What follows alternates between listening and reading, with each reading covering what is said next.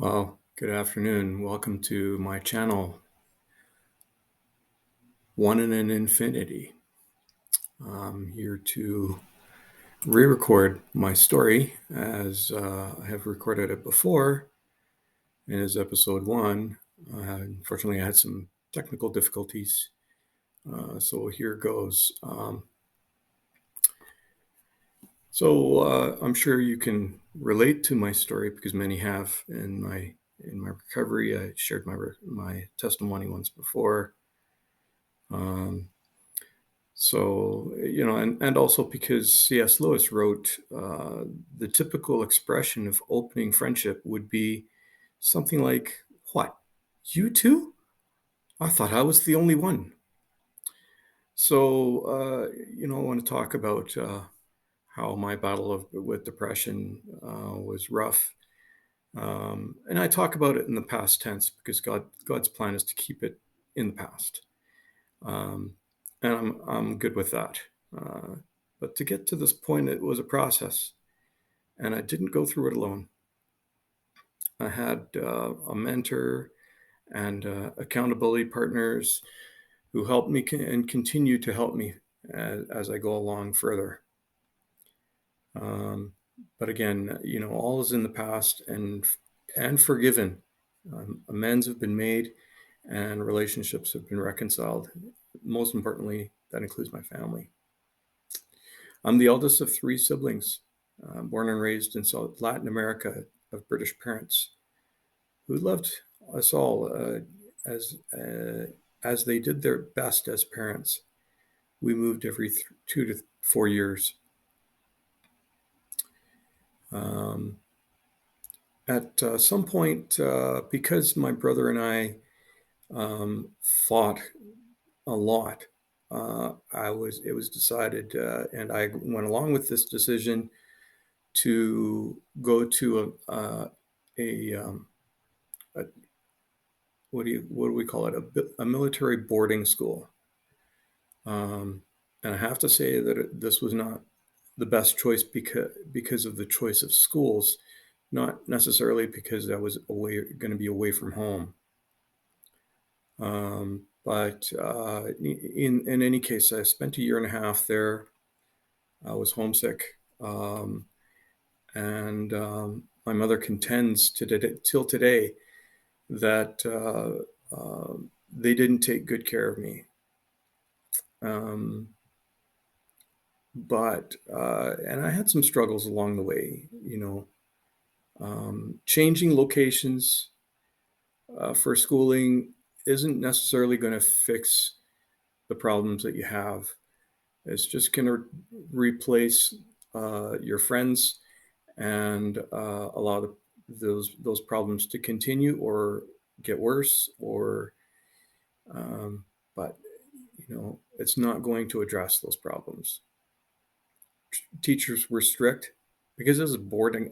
Not only a boarding school; it's a military boarding school. Um, so in any case, that was not the most horrible thing that ever happened to me. Um, since I've come through adulthood, or into adulthood, I should say, um, and analyzing uh, all of the issues I had in my past, I can look back on it. And looking back, of course, it's 2020 vision, right? Hindsight's always 2020 vision. So, as I say, it was not the most horrible experience. The reason I believe I landed in the deep, dark hole of depression was that something that happened in grade one, 5 years earlier, to the point where I went to this boarding school. The teacher I had each student stand up individually to count to 100 once per day until it was achieved successfully. When I did trip on a number, the teacher would stop me and tell me to sit down and try again the next day. My classmates jeered and mocked me. But as unbearable as that was, the teacher's lack of grace was worse. I have noticed these days, even now, I still have a tendency to trip over my words.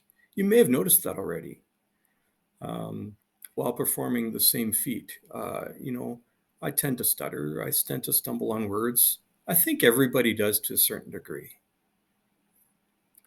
I can't remember what she looked like, but the tone of her voice telling me to sit down became terrifying. I remember feeling so traumatized that I forgot to go back out to class after lunch or recess. It was a serious hit to my self esteem and confidence. I didn't tell my parents about this issue, but soon after that, fights with my brother ensued and became frequent. So, fast forward to that boarding school. I now call it the boarding school of bullies and derision. After 3 semesters, my parents allowed me to come home. But family reunion would only last a year because my parents separated and later divorced.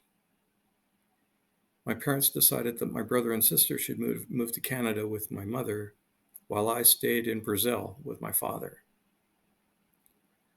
I have calculated the physical distance, but I don't think that's relevant necessarily. So, although I had a part in that decision, living with my father was a bad idea. Um, I know that he loved me, but he didn't father me and worshiped the gods of golf and other weekend pleasures. Even while at home the rest of the week, he was very distant. And my earthly father's abandonment of me was no, uh, in my father's abandonment, there was no one else I could trust enough to unload my burdens. So I began to I began to believe some lies.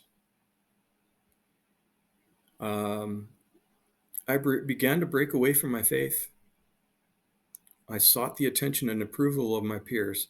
Don't we all at that age? I was in high school by then. So through partying and alcohol, it was during this time I began to believe some lies about myself. I'm not good at anything. I have no talent. I'm not smart. I'm not manly or courageous. I have no future. Nobody can forgive what I've done. I'll never change. I need to fix these problems on my own. So I was basically, by grade 12, I was basically um, barely holding on to my faith. And eventually I let go, telling my dad that God could not possibly exist. His dismay at the time surprises me even now, but I shouldn't have been surprised. But anyway, he, he shouldn't have been surprised because we didn't attend church except maybe once or twice, especially through those high school years. I can barely remember going to church even once. I can remember thinking that Jesus must have been a magician performing magic tricks instead of miracles. Clearly, I was undereducated on the subject. Academically, I was doing fairly well, um, but I had no plans. I went to university, but I didn't really give it much thought. So when I quit university 2 years in, it was through lack of vision. By that time, I was deep into addiction as well. Uh, had longing into self isolation. I couldn't escape the chains of shame and self condemnation. frustration that manifested itself in sibling rivalry of childhood continued into verbal abuse, attempts to control others, fits of rage. Chains that imprisoned me became my normal, my comfort zone. Looking back on that reality from where I am now, I realize I had many short and broken relationships. I actually, when I want to know the number of those relationships, I actually have to count in my head how many girlfriends I had. Dating life seemed to be normal, but it was my normal.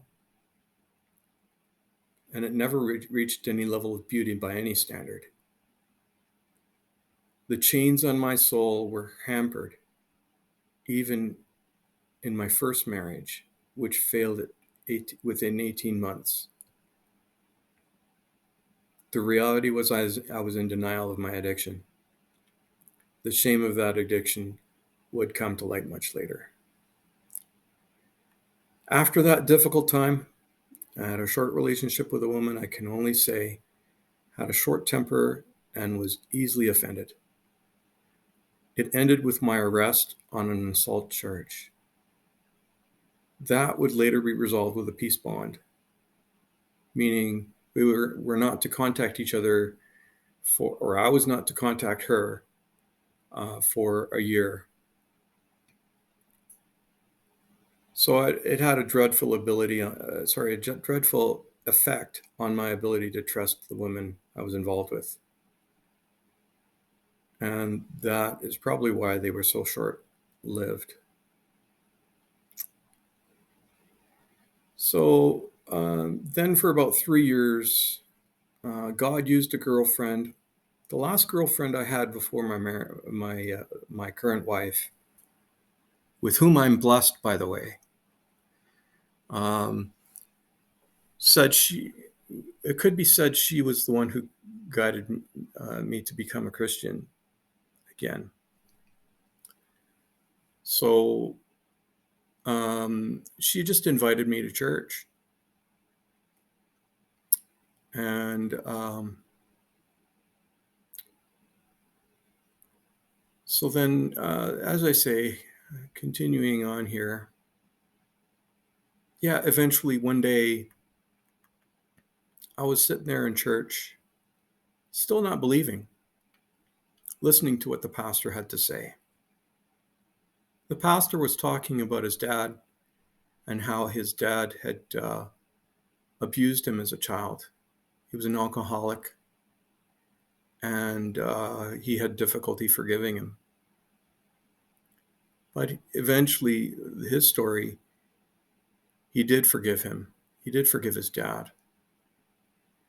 And I was sitting there thinking, well, if he can forgive his dad for being an abusive alcoholic, then I can forgive my dad for what he did. And I'm sure that you can imagine there's more detail than just abandonment or neglect. So in any case,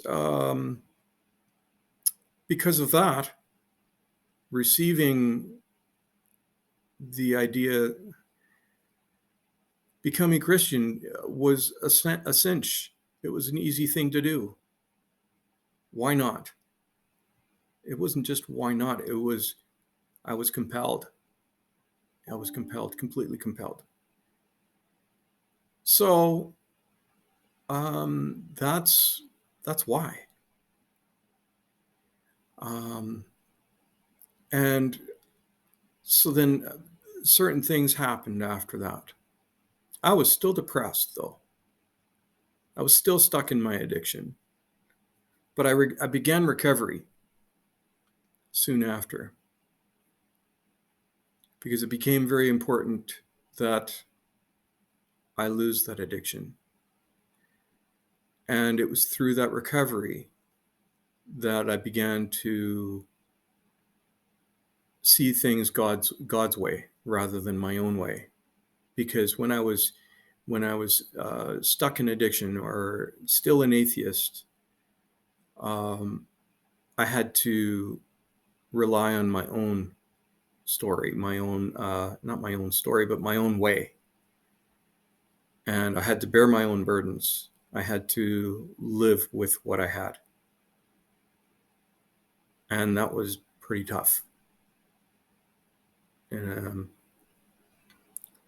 But God soon made a purpose for me, started to give me a purpose, gave me a glimpse of the light of at the end of the tunnel, if you know what I mean. And so 5 years into that recovery, I was reading the Bible one day. Actually, let me back up a little bit. 5 years into that recovery, I had a horrible experience wherein I didn't feel very good about myself.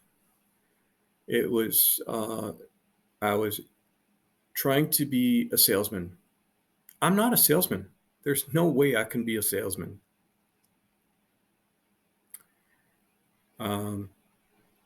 So I was having such a bad day that I made a pact with the devil. I didn't know it was going to be a pact with the devil because, I was a believer. I wouldn't have done that consciously, but I wanted to. I had a plan to commit suicide, and that was basically to get my affairs in order and leave the earth. So it was a long-term plan.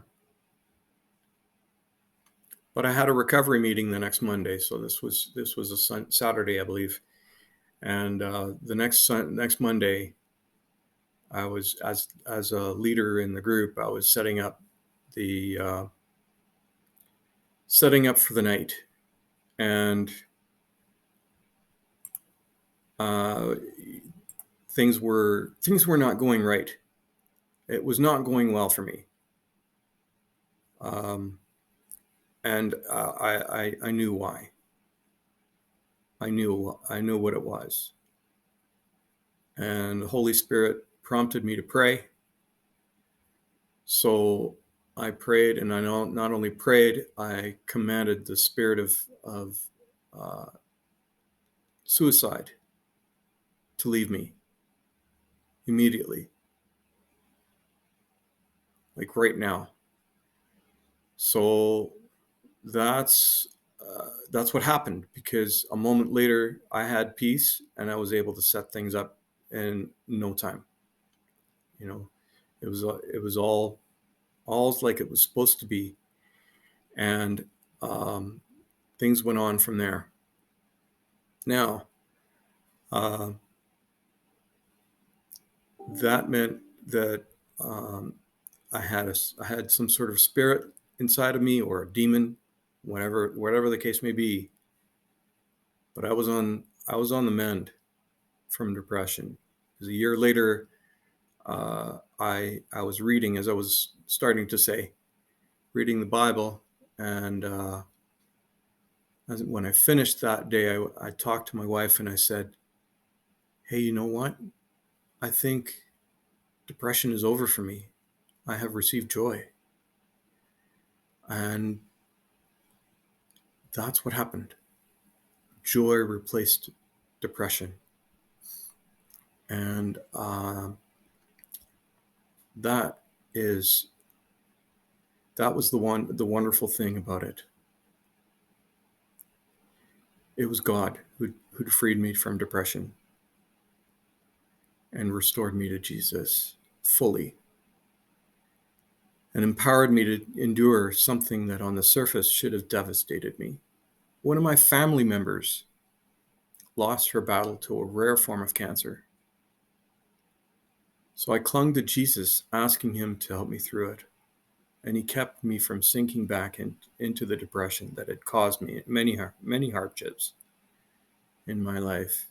determined not to sink back into that dark hole, I relied on him for the strength that I came to know only he could provide. I'm grateful for all of that, for the place of safety and security that he gave me. So that's basically my story. How Jesus gave me freedom from depression. I've written it into a memoir that's available on Amazon. It's called The Branch and the Vine, How Jesus Gave Me Freedom from Depression. And I have another one coming up soon titled Joy at the End of the Tunnel. So check it out on Amazon. I'll put a link to it in the description for the Branch and the Vine. And if you like this content, like and subscribe, and ring the bell so that you can receive notification that I've got something new for you. I look forward to seeing you again, and I hope you enjoyed this. Thank you for listening and watching. I bid you farewell.